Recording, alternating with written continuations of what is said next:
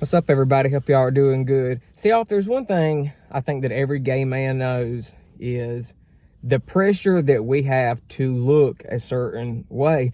And that's just something that I know all too well, because when I was younger and first, I came out and got myself out into the world and started becoming involved in the gay community, I wasn't really prepared for the pressure that I felt about our looks. You have to have a certain body type, just a certain style, just a certain way about you, I guess, in order for you to be one of the, be on the top. Because, the people that, that are overweight, or people that are maybe not conventionally beautiful, they get treated like shit a lot. They get talked down to. Horrible things are said about them just because of how they look.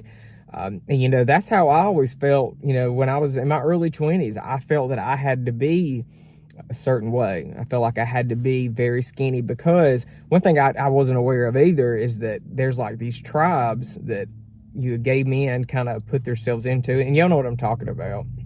Twinks, bears, and I think now there's otters, and all this. And I remember people used to tell me that I was a twink when I was younger, because I had the baby face and the long Justin Bieber swooped hair. And so I felt, oh, that's what I have to be. And so I began doing my research and looking up and studying what it meant to look like that.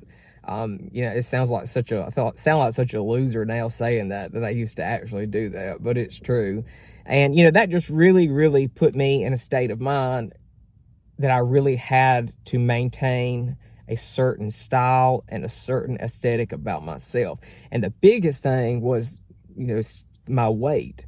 I've always been a naturally pretty thin person. I went through a chubby stage when I was in like middle school, but the majority of my life I've always been thin.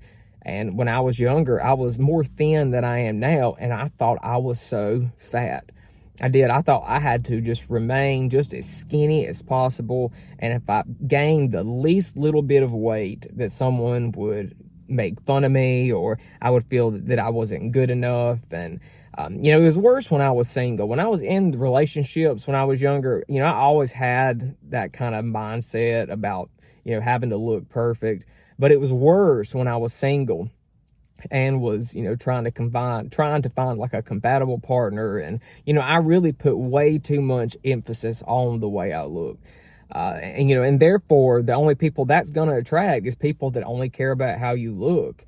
I kept wondering why I was getting all these really like guys that they really seemed to be into me, and but as soon as they would get some, then they would be gone very quickly. And it's almost like they got bored and would move on, and they got tired, I guess, of looking at me. And I just could never figure out what the hell was going on. Why did this keep happening to me? And it was actually my fault. That's the vibe I was putting out there, is wanting attention based on my looks, because that's what my self-worth, that's what it revolved around. And that's really sad. It's like I forgot about everything else in life, my musical abilities and my love for animals and love for spirituality. It's like I just threw all that out the back window, and it's almost like it was no more. It was not a part of me. I just didn't even consider it. And so, when you really put emphasis on your appearance and sex appeal to the point that is your entire self-worth, I mean, it's definitely time to get a reality check, because,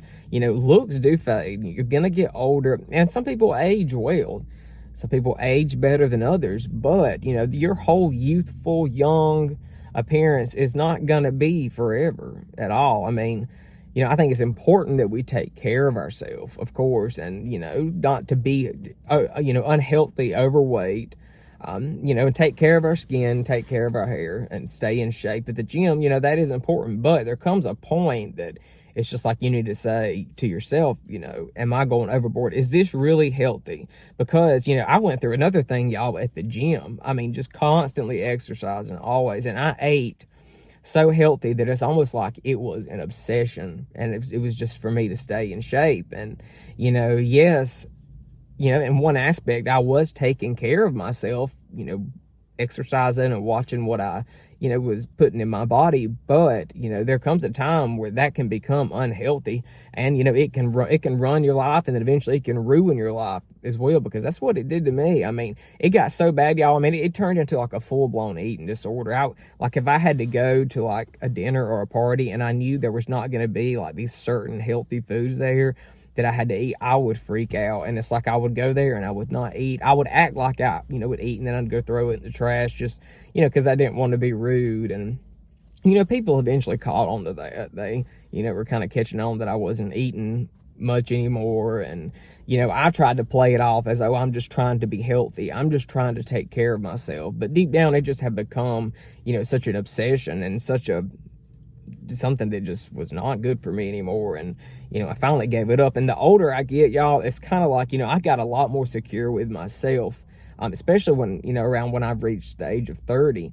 I look back at all that stuff, and it's just like, you know, it seems so silly now. But, you know, I know there's still millions of people that are probably going through it still, you know, especially in the gay world, because, you know, it's just really sad that people can be so shallow. Yes, you know, of course, when you find a partner, you want to be physically attracted to them. That's not what I'm saying.